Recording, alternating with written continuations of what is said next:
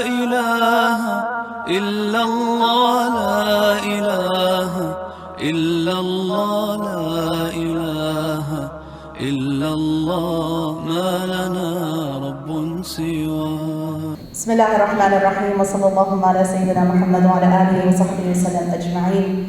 It's wonderful to be here with all of you, though I realize it's between this talk and dinner, and so hang on and hang tight, inshallah. Hopefully we won't take that long.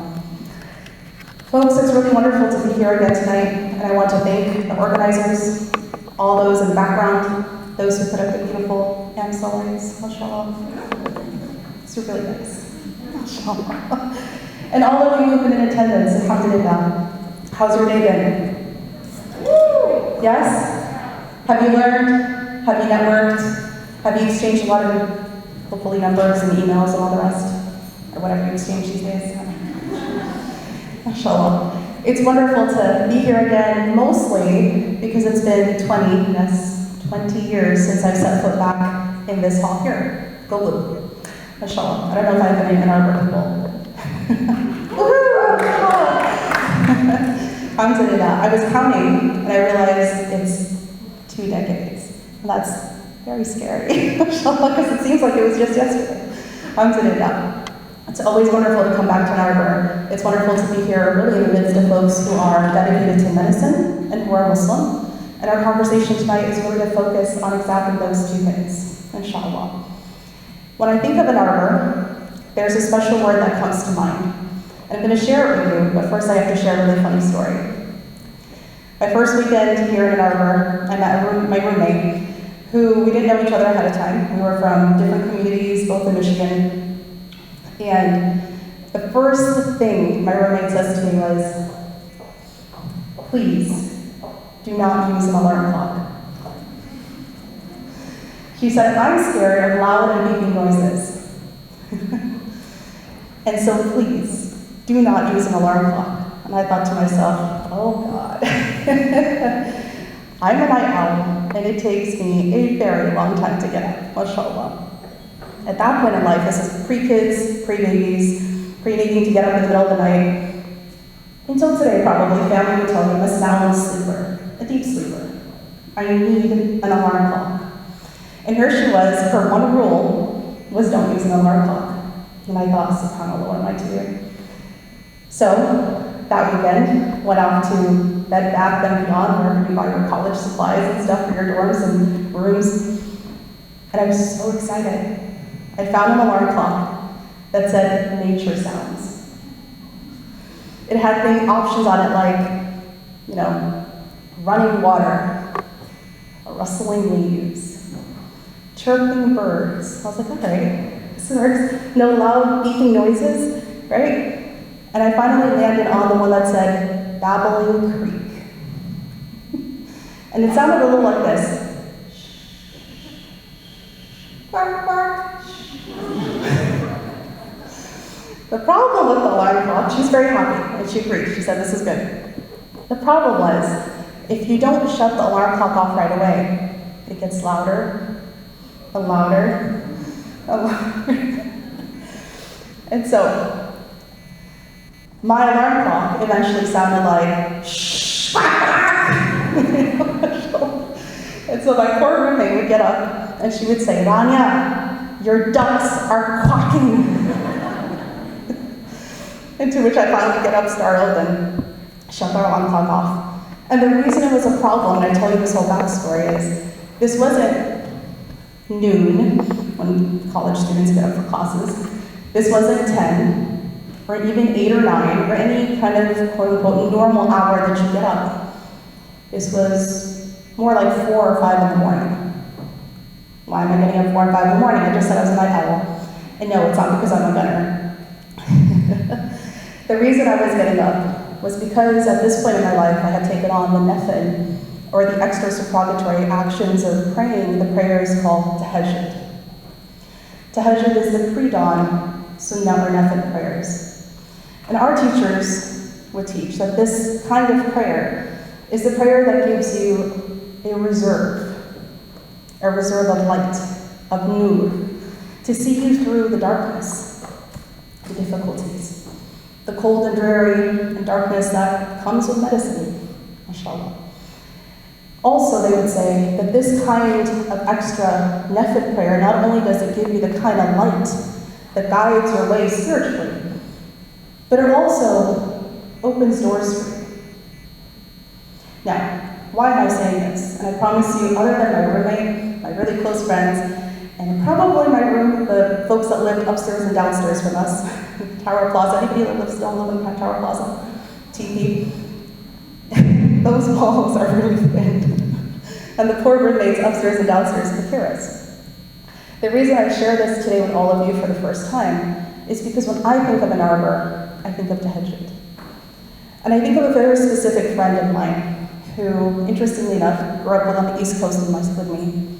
We both went to Islamic school together. And subhanAllah, even though I came to the Midwest, she continued on the East Coast, but we both ended up in the same place to study our Islamic Sharia studies, which is Damascus, Syria. Neither of us are Syrian, but we ended up there to study. And when she ended up going to college, she ended up choosing Ann Arbor. Now, we should have been roommates, but subhanAllah, that's a different story. We didn't know that she would come to Ann Arbor. And she became my tahajjud buddy. This all becomes really important because it comes down to some of the three main points I'm going to share with you today of what it means to be Muslim in medicine and how to keep that iman strong during some really difficult days up ahead for you. My tahajjud buddy was living on whatever floor is the very last floor in Tower Plaza. The whole thing about my roommate, even though she didn't like loud starting noises, is that she would go to sleep immediately after she woke up. She didn't remember anything. So even though she was telling me my ducks were quacking, she'd fall right back asleep. Alhamdulillah. But the memory of that tahajjud, when I would dip and have my lows, my tahajjud buddy would pick me up. And when she would have her lows, she would pick me up. And our prayers help us through. And I think that's a really important discussion because these many years later, when we think back to what saved us, what was our saving grace through the difficulties and happiness, but hardships also that we went through, it was this extra part. There were three things that I promised I was going to share with you that I think were really key when I think back to that journey. From there to here, what was that all about? Number one, barakah. Barakah. How do you translate barakah? Yeah, your blessings. These are blessings from Allah subhanahu wa ta'ala. There's something that you can't see or touch, kind of like the light that comes from tahajjud, but it's there, and it helps you through.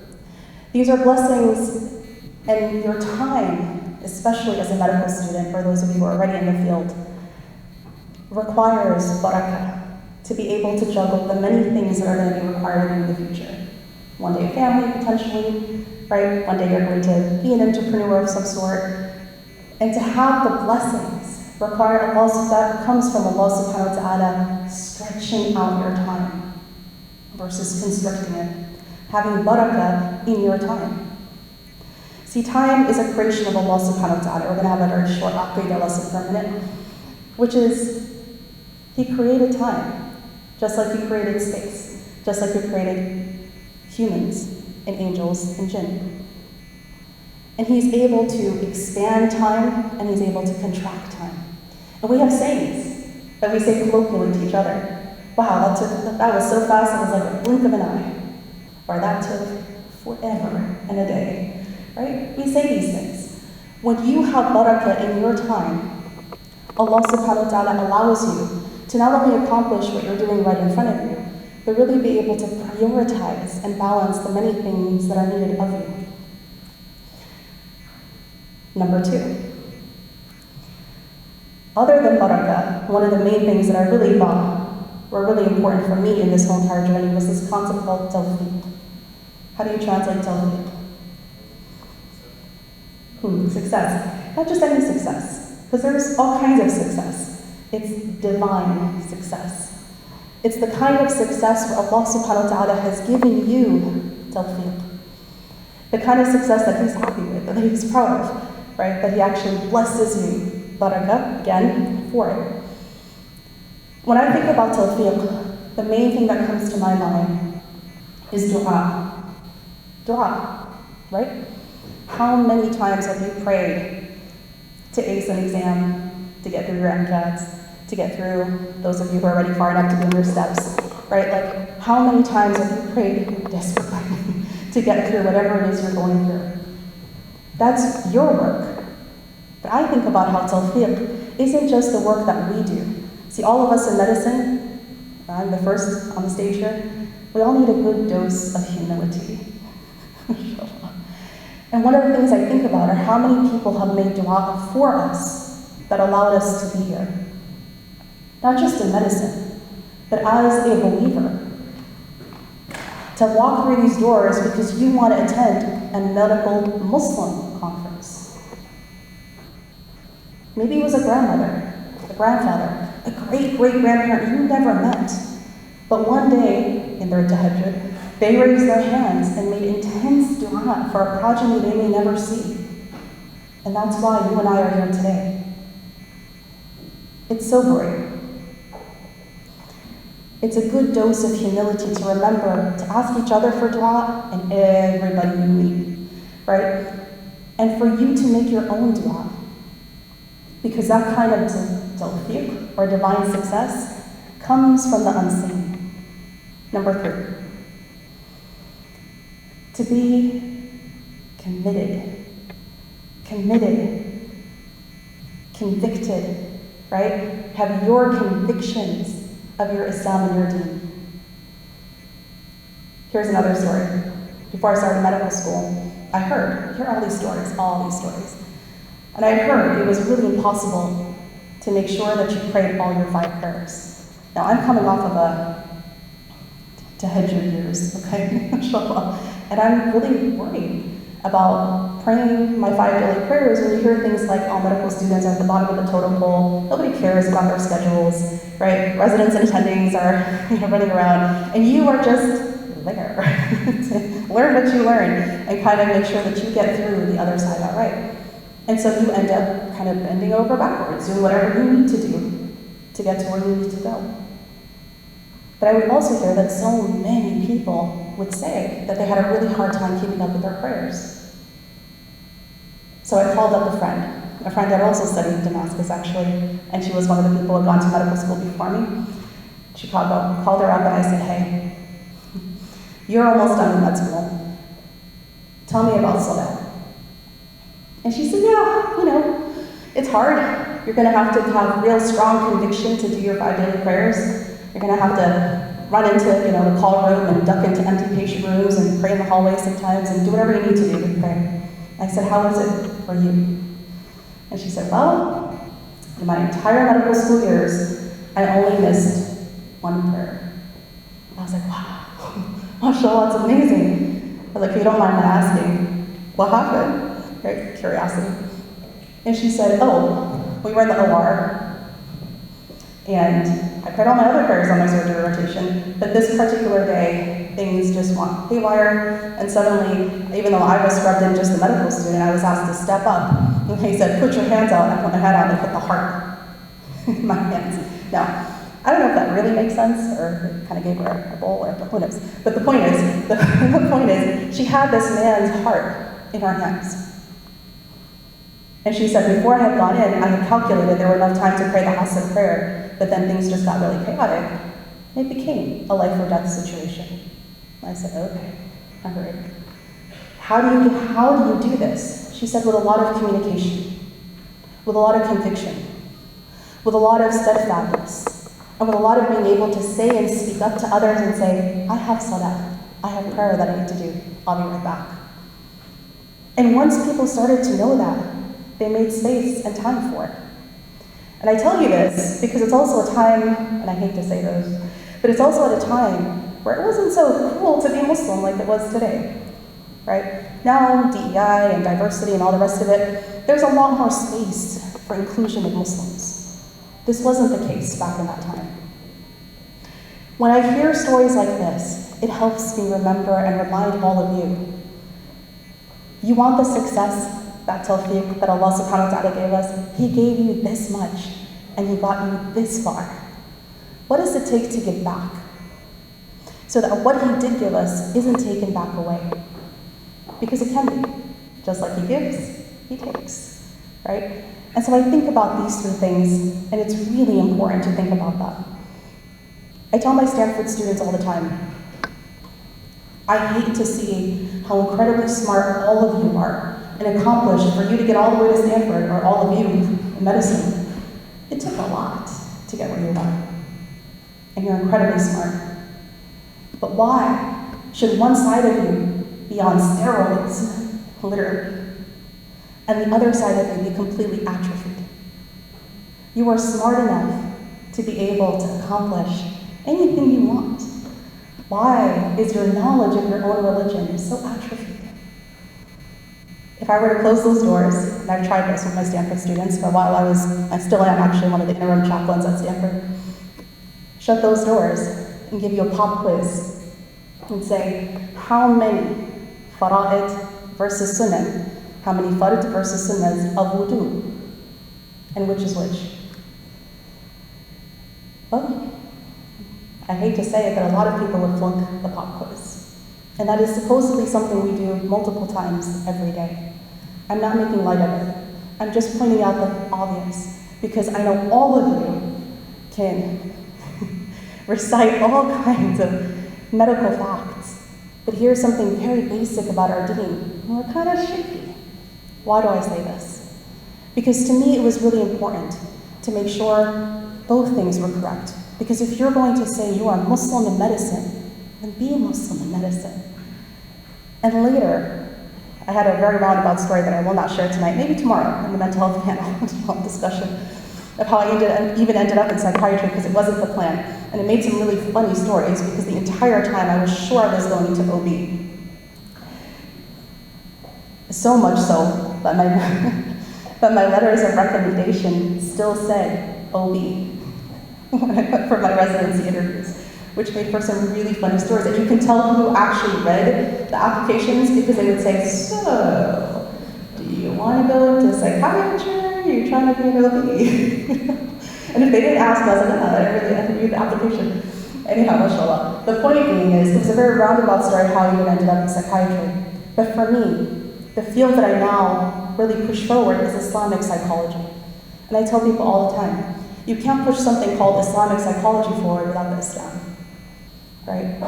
And it's very similar to whatever you do, because your field may not have the word Islam before it necessarily, but you will one day be in situations that you need to have more than basic knowledge on wudu to figure out medical bioethics. I never knew that one day I was going to do so much research on a very trigger warning topic like suicide for Muslims.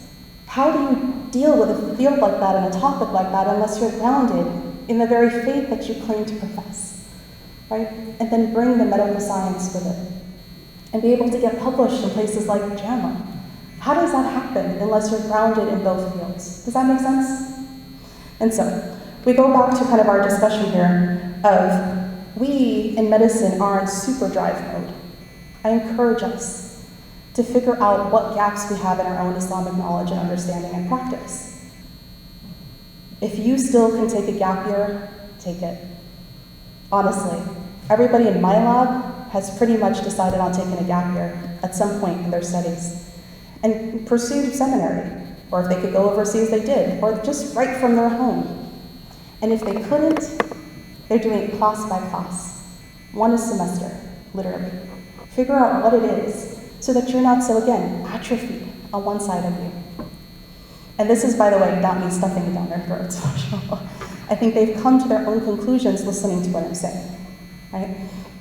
Also, I want to tell you that when I reached residency, the very subjects, and this is just to kind of illustrate a little bit more, the very subjects that I had studied when I was overseas in Damascus, when I was in high school and college, or actually mostly high school, were the ones that I received ijazah in, the traditional Islamic teaching license.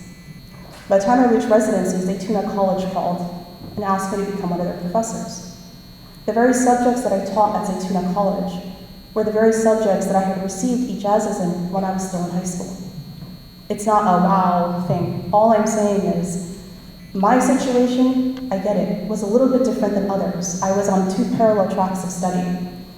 But that does not mean it's impossible. I'm only using it to illustrate that if you want to make time for something, it'll work. And you know this, because when you want to exercise, God knows you ain't exercising unless you carved out the time for it with your schedule. If you're a runner, if you're someone who goes to the gym, or even if you just use a treadmill, it's not going to happen unless you put it in your schedule.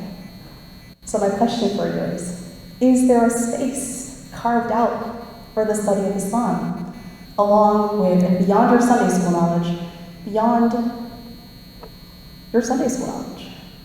Have you done that yet? Because I promise you, not only is it a saving grace to move forward, but it's also something you will desperately need, not just in the dark and cold nights of medicine, but also in the decisions you make for yourself and for your patients in the future. Now, I also want to say a couple of other things that are a little bit more lighthearted, inshallah. There will be times that you will face difficulties on this path. I know I certainly have. There have been funny and lighthearted kind of points of interviews, and then there have been, even from the very first moment of residency interviews, I had somebody say to me, "How are you going to be a psychiatrist?" I said, "What do you mean?" They said, "Anyone who does therapy should be a blank slate, and you are anything but that." And I said, "What do you mean?" And she said, "You can't wear this and not be making a statement." And I thought, having read all those medical school forums, that you read all the medical student forums, oh, this is when they trip you up in the interview to figure out how you do. And so I said to her, "Oh yeah, I know I have patients and as a medical student, I was giving her all these examples." And at one point I said to her, "It's just like a patient who doesn't really want a black doctor, but that's who they have and they have to work with them. It's the same thing." She said, "They can't change the color of their skin, but you can take that off your head." And that kind of experience, right? And it was early in my interviews, very early in the interviews. And I thought, is it the school? Is it her? Is it medicine? What is this? And then I hopped across the nation doing my residency interviews, and I came back across. And then I compared all my interviews, and I realized this was incredibly Islamophobic. Do I even want to rank this program? And for the longest time, I did not rank the program. But then, you're not supposed to do this, but the residency director called up and said, "Hey, we're ranking you. Are you ranking us?" And I was married, had a kid, and I needed to get to California. That was Stanford. And to think about going from that point of having that level of difficulty, and there's not many Muslim doctors at Stanford, folks, especially not when I was training. So wearing a white coat and a hijab not only turned heads of patients, but the doctors themselves, because it looks so strange at Stanford Hospital. The only reason I share this is when I reflect today on having a lab that's literally called Muslim mental health and Islamic psychology. It's a great feat. It's huge. And it's not for the accolades, it's for folks like yourself. Because when I was in your shoes, it was incredibly difficult to find anybody who was bringing religion in with whatever field, and for me it was mental health. So much so that my research mentor said, "I don't know what to do with you," and she shipped me off to Duke, because they were the only place that was doing religion and health. And I had a wonderful mentor. The closest thing you can get was Christian psychology, but I learned a ton. But I thought to myself, why, a very question similar to the question you asked, Bassett, earlier, why can we not have a platform for when Muslim students are in this field and want to get to the next level? Why can't they do research on what they want to do and have that platform, and then have the mentorship to get them to the next points? This requires you to be steadfast, to have that kind of conviction that what you're doing is right. And as much as folks don't like it, eventually, with Allah's tawfiq and barakah, you'll actually get all the way through. And that's the story of my journey, essentially in a nutshell. I share it with you in hopes to inspire you, in hopes that you will stand steadfast in your convictions, that you will keep up with not only your Islamic knowledge, but your prayers, your du'as, and that in hopes as well, that maybe, just maybe, you'll also try to hajj, inshallah. And so I hope with that, inshallah, a couple of parting words here. Please, inshallah, think about what does it take to fill your cup? What will make you very proud to pour that cup out? What's the cup? There's a beautiful Islamic line of poetry, Arabic line of poetry that says, كُلُّ إِنَاءٍ بِمَا فِيهِ يَرْشَحُ. Every container can only spill out what it contains. What do you contain? Is it all medical facts and knowledge? Good for you, but that's not enough. If you came here today and your number one priority is to be an excellent physician, you have failed. Because that is one of your many identities. You're also a son or a daughter to somebody, a sibling to somebody, one day potentially a spouse to somebody, one day potentially a parent to somebody's potentially, right? You may also be a chief, head of your division. You also may be an entrepreneur, a leader. You may be all of these things. But the most important of all of your identities is a worshiper of Allah subhanahu wa ta'ala. A'abid wa abida lillahi ta'ala. And that is what's going to see you through. So fill your cup with what you're proud to pour out. And then make dua, back to the dua, for protection. Make dua for a buddy, a suhba salihah, a good and strong kind of, those who are going to pull you up when you need pulling up and pull you, kind of you pull them up when they need pulling up. And pray. Please don't lose sight of your prayers. One time really quick, I'm almost closing here, inshallah. One time on our neurology rotation and residency, I was on the stroke team. And everywhere I would go, I prayed in the randomest places. Like God knows that I've prayed in the randomest places in Stanford Hospital. But on the neurology rotation, literally the randomest place, I walked in and the call room was really small. So I went to the staff room and that was really small. And I thought, okay. And then I actually finally asked one of the nurses and said, where can I pray? I need to pray. We're on the stroke team and code blue for us is code blue goes off all the time. What do we do?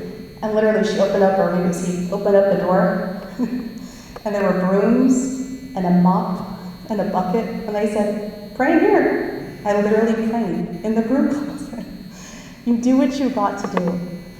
And that helps you see you through, because wallahi, that comes with a kind of light or mood that you can't see, you can't touch, but your patients feel. And it helps you along the way. And lastly, inshallah, I just want to remind all of us that when we keep our priorities straight, it really does give us that kind of measure of success, or tawfiq, that you also can't touch. It's not about the grades or the accolades or the degrees that are still not on my wall. My medical degrees but filed under miscellaneous somewhere. Not because I'm telling you to do the same, but because it reminds me that that is not my only identity. Inshallah ta'ala. So with that, I hope inshallah that you'll remember it's not just your patients that need help. It's not only them who are broken or vulnerable or need fixing. All of us here are wounded healers. And that we need the kind of spiritual help and guidance to see us through, not only for their sake, but for ours as well. Barakallahu feekum. May Allah give you all kinds of success and allow you and elevate you in this dunya and in the more important akhirah. Walhamdulillahi Rabbil Alameen. Wa sallallahu ala sayyidina